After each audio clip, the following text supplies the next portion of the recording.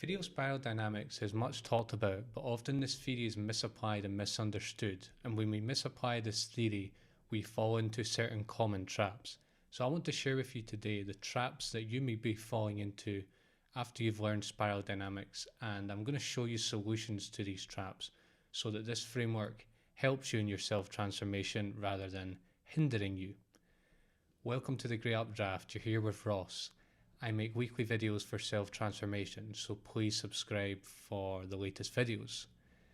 So here I won't be teaching the theory of spiral dynamics. I've actually got about a dozen articles on my website that explain the theory in detail. Here we're just going to focus on the traps that come, or the potential traps that come when you learn this theory. And the first trap and the last ones are the ones that you probably, the first one and the last one are the ones that you probably want to hear less. They're the most controversial ones. And they may be controversial, but they're controversial because they are common traps that people fall into and they miss that. And if you can admit to yourself that you're falling into these traps, then wow, that's going to be a huge step in the right direction. So let's get straight into trap number one when it comes to spiral dynamics. This one is judging other people. And I know about this trap because I've fallen into it. And actually the first sort of year or two after I'd learned spiral dynamics and I was getting into all this developmental psychology stuff, it became sort of a mechanism to judge other people. So what am I talking about here? I'm talking about things like, he's so stage orange, he's so naive because he thinks money will make him happy. Look at him with his Rolls Royce and his mansion and his fancy suit and his fancy watch. He's so naive and he's so stupid because he thinks that's actually going to make him happy. Or it could be something like, she's so green, she's so stage green, she's so sensitive, she's a political activist, she's so bitchy, she's so politically correct, she hates white men, etc, etc, etc. So what you're basically doing is you're labeling people and you're using the features of that stage to judge that person and to put them down and to basically ostracize them. And even this is a warning before I say this. I'm not saying this to single out this person or to say that they have nothing to offer and that they're only doing this, because it's not true. But who am I talking about? Ken Wilber. Ken Wilber falls into this trap. And I'm going to say it right now. It might anger people. But Ken Wilber has an enormous allergy to stage green.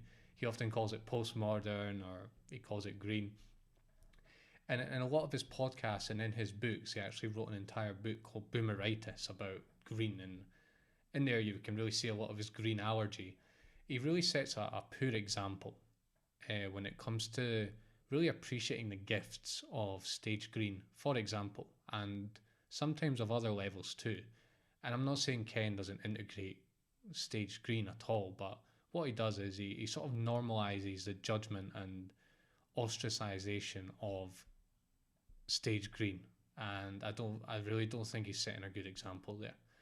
And yeah, I'm not doing this to pick on Ken Wilber because it's a universal experience. I mean, we are judgmental animals. We compare ourselves with other people, and we can't help but try and make ourselves feel superior to others, regardless of whatever means we use to do that. But it's just to show you that it's ubiquitous. And even someone like Ken Wilber, who's written, 20 books, and he's famous and he's been called the Einstein of consciousness, he falls into it, and he falls into it, in a very obvious way. Actually, in public he falls into it.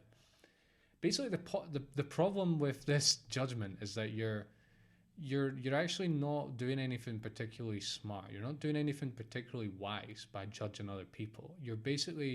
What you're doing is you're using a psychological framework that describes the levels of complexity in human beings, and you're using that as a screen to judge other people, and you're using it as a way to make yourself feel superior to them and to point out all their bad points. And then you've got this nice handy theory that puts you above other people, and it gives you sort of a rationale. It gives you a solid rationale behind all your judgment.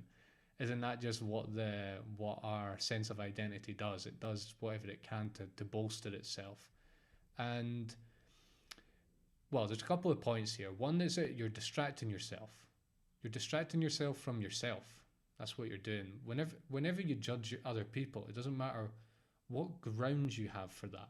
I'm not saying that we can't make moral decisions and we can't put one behavior above the other. But when it comes to self-transformation, when it comes to taking responsibility for our personal growth and really trying to optimize it,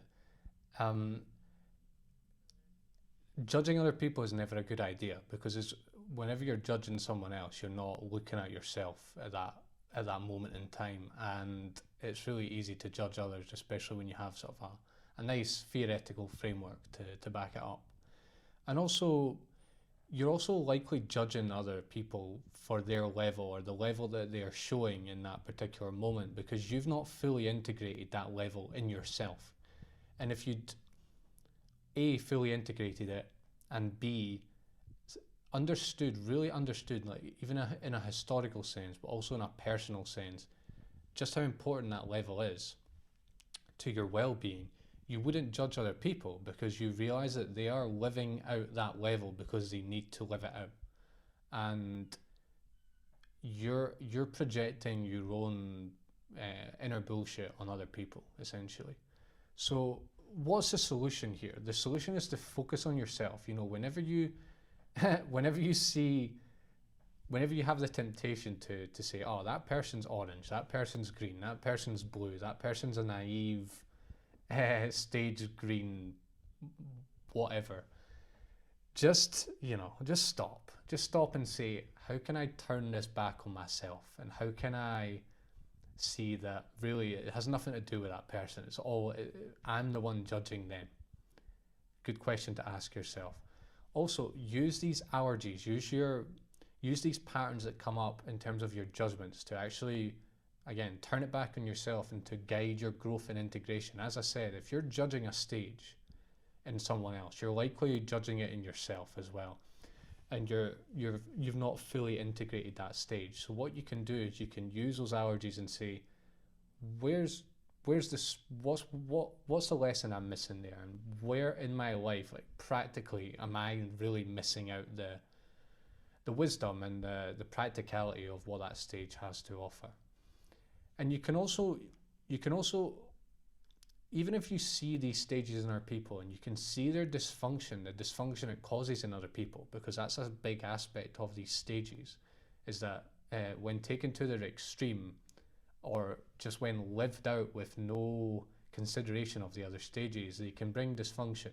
You can actually use that to learn about yourself and to learn about just how growth and development works and how personal development works.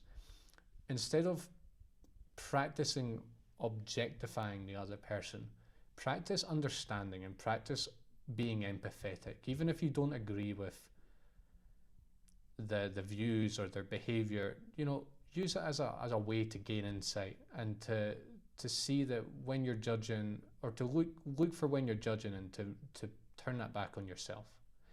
Excellent. So I've taken the plaster right off with that one. Let's get into number two. Number two is seeing the levels as disjoint steps.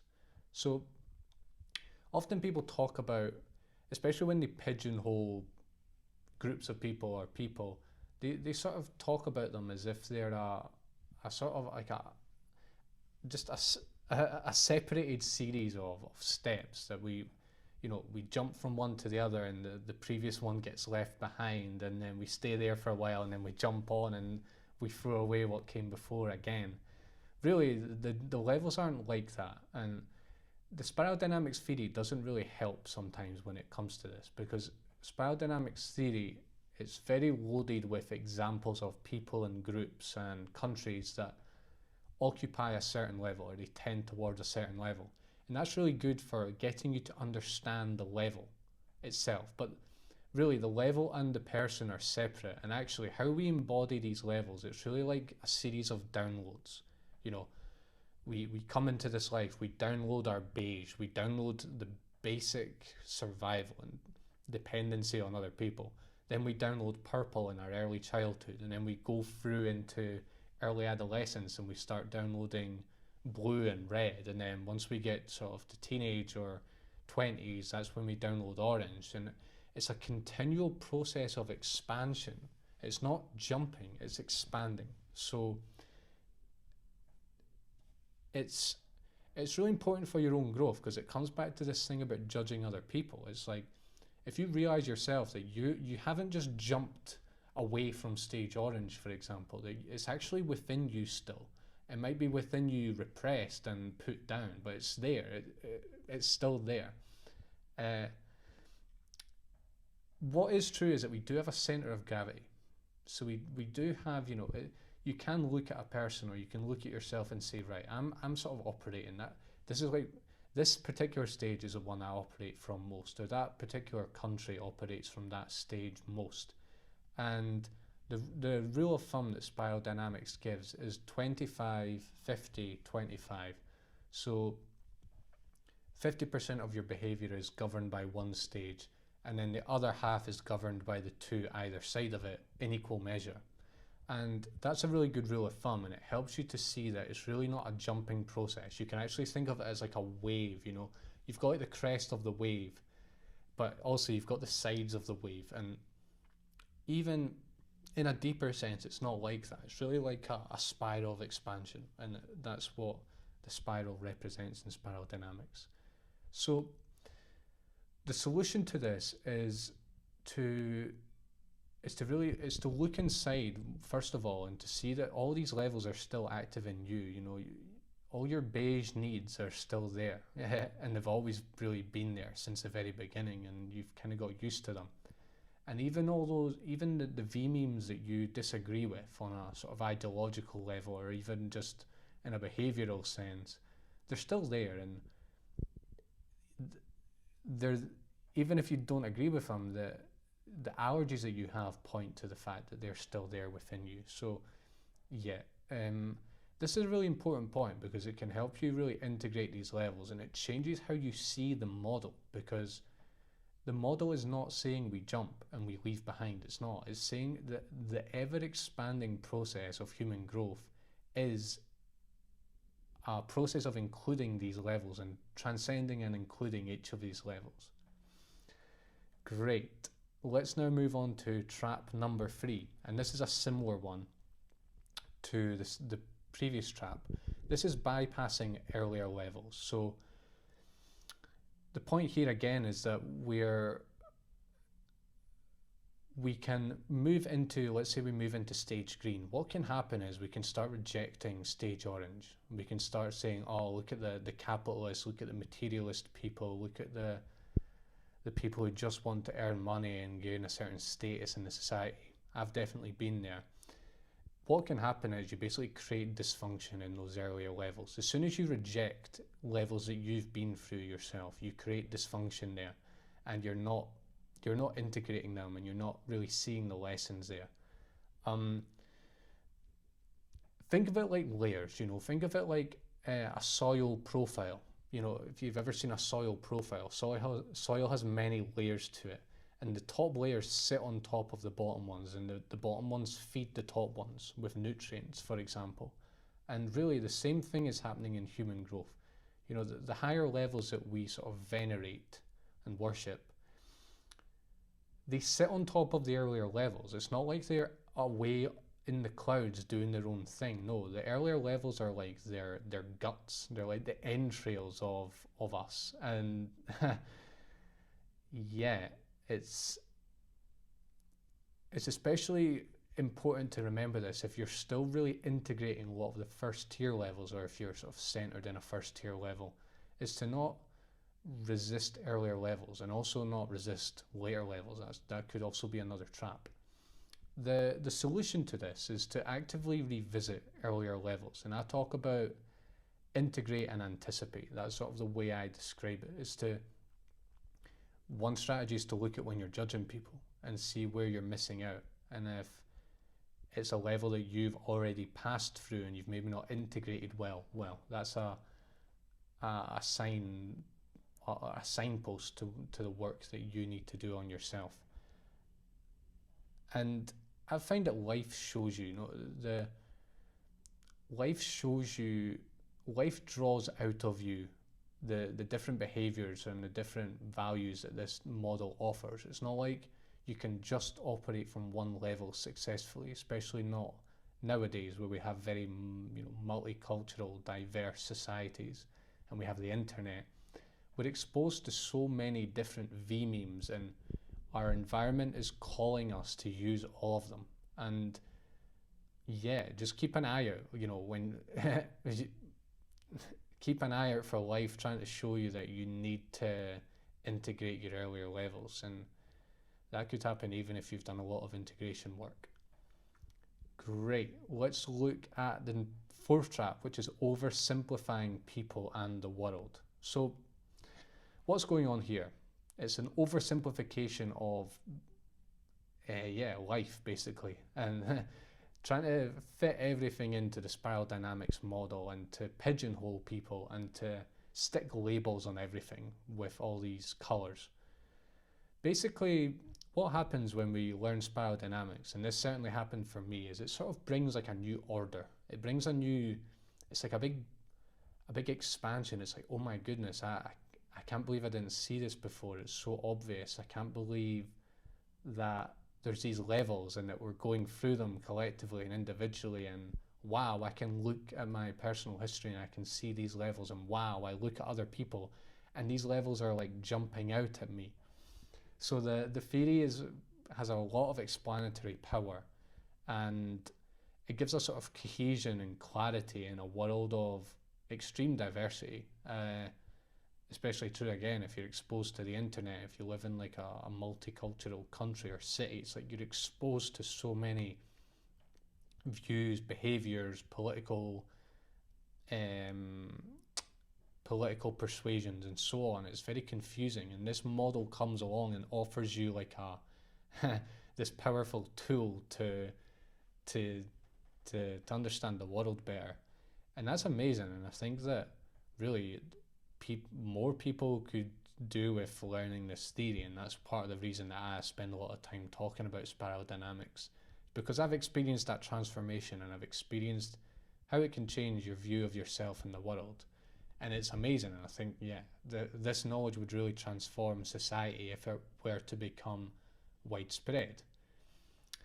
However, this can be seductive, and we sometimes we just start reducing everything to these levels. It's like, if I see a piece of news, how can I reduce it to spiral dynamics? How can I categorize every single sentence that someone says into the spiral dynamics levels? How can I categorize all of human history into these levels? How can I analyze a person as I'm speaking to them and put all these labels on them to understand them better? And yeah, if you're a hammer, everything is a nail. And when you have the spiral dynamics framework as your tool, you start trying to poke it in all the holes that you can find, and you start trying to like fix everything that is broken or apparently broken. And it's easy to sort of get lost in online echo chambers of spiral dynamics enthusiasts as well. So people who use spiral dynamics to sort of talk about politics all the time, and everything is about these levels. The problem is it's not necessarily an issue in the fact that a lot of this analysis is valid. The problem is that it can close you down, it can close your mind, and it can have you think that the only explanation possible are these levels. The only possible way we can understand the world is through these levels, and it can actually have you close your mind to other explanations that they don't talk about spiral dynamics, but you use spiral dynamics as a way to reject them. Like science, for example. If there's an excellent scientific explanation for something, and you have like a big orange allergy, what you're going to say is, it's just science. It's stage orange science. Stage orange is limited, therefore that explanation is limited. and really know that it's a datum, it's a piece of information that you can use to understand the world. And if you're just sticking labels on everything and oversimplifying people in the world, yeah, you're going to close yourself down to that information. So the point is here is to, spiral dynamics, use it as a framework, as a big picture framework for understanding knowledge, for understanding people's motivations, for understanding politics, for understanding the direction of history, and so on. But don't just use it. Yeah, don't treat everything as a nail and you've got this hammer of spiral dynamics to hammer all the nails with. It's not like that. Keep an open mind and see how all the knowledge, and everything that's happening fits into this framework, but not in a dismissive way, in an inclusive way, and in a way that you're actually trying to understand what's going on. You're trying to understand the other people and the world in a non-judgmental way. Great. We're going to get onto the most controversial trap, and this is a final trap. So this is trap 5, thinking that you are higher than you are. Thinking that you are higher than you are. What am I talking about here? Yeah, the ego and our sense of identity, it always wants to think it's better than other people. It and we defend ourselves against criticism. We defend ourselves against people possibly having more knowledge than we can. How could they have more knowledge than we are? And when you learn spiral dynamics, you use spiral dynamics in the same way, and you say, oh, I've got these stage L or stage turquoise characteristics, or I've got stage green characteristics, and that person's at stage orange. And what you can do is you can end up basically thinking that you're higher than you are. You think that you're embodying levels that are higher than what you actually are. And this is especially true if you're into personal growth, because if you're into personal growth, you have a growth mindset, you're looking at your weak areas and where you can improve them, but you probably want to have a high opinion of yourself. It's natural. And the spiral dynamics model offers like a very convenient way to think that you're higher than you are, because of the fact that it talks about these levels emerging historically. It talks about these levels emerging in our personal history. It talks about how the best thing for humanity, and I'm not necessarily disagreeing with this, is for people to move up these levels, and that human beings advance as we move up these levels. All of it offers a very convenient way to think that you're higher than you are, and to actually, it offers you a motivation to do that, because it makes you feel superior. It makes you feel like a person. It makes you feel like almost famous. It's like, I'm spiral dynamic stage L, and therefore I'm in the top 10% of the population, therefore I'm special. And while you might be you might be at stage L, that's not the point. The point is that it can become like a screen. It can become a new identity. It become a way for you not to look at the parts of you that you don't want to look at, and it can become a distraction for you. It can also just bolster your ego, and the actual, bolstering your ego is not particularly stage L or stage turquoise or whatever high stage you might aspire to be at. It's actually quite low, and you're not transcending your sense of identity. And it's wise to celebrate where we are. It's wise to look back and realize, oh my goodness, I was being very dysfunctionally stage orange at that point in my life, and I really thought that was the be all and end all. That's an amazing realization to have, and this map can guide us. But it should never become a way for you to fool yourself and become a way for you to make yourself feel superior to other people, and to put yourself on a pedestal, and to close the mechanisms of feedback from other people because maybe they're not embodying as high a stage as you are.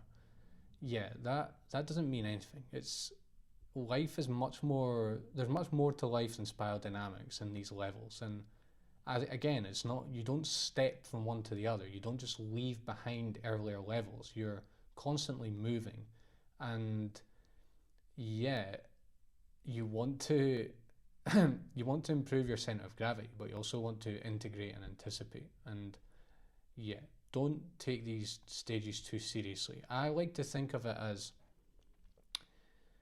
it's like a general direction that we're moving in, and I'm sort of integrating everything as I go, and I'm trying to push into new territory, become a better person, become more aware, transcend all my limiting aspects, transcend my sense of identity.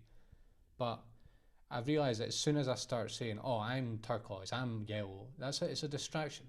It's and you could look back in a few years and realise that that wasn't the case, and you're really just kidding yourself. So yeah, that's the solution for me, is to focus where you need integration, especially if you're making a whole identity out of like being stage yellow and putting stage yellow on a pedestal, or turquoise or whatever. And also look for earlier levels within yourself, just to ground yourself, and keep yourself humble. Because while you might embody higher levels pretty well, you could easily be repressing the earlier ones and not be taking the lessons. You're not seeing all the possibilities there, and you're trying to run up this staircase, and you've not even like jumped over you've not even made up the first few steps properly. You've still got some work to do there. So yeah, those are the 5 traps. If you're new here, come and say hello in the comments section. Let me know which of these traps you've struggled with most. I mean, I'm sure that 1 and 5 are probably going to hit home with many people, but there could be other ones, and it'd be really fascinating to hear your story, because I'm constantly using this theory to help me in my own personal growth. And yeah, it really helps to hear from others who also have a passion for spiral dynamics and who are battling with these issues themselves. Make sure to subscribe for the latest content, and do come and check out my articles on spiral dynamics. I would really recommend you do that at www.thegreatupdraft.com. Thank you, and I'll see you next time.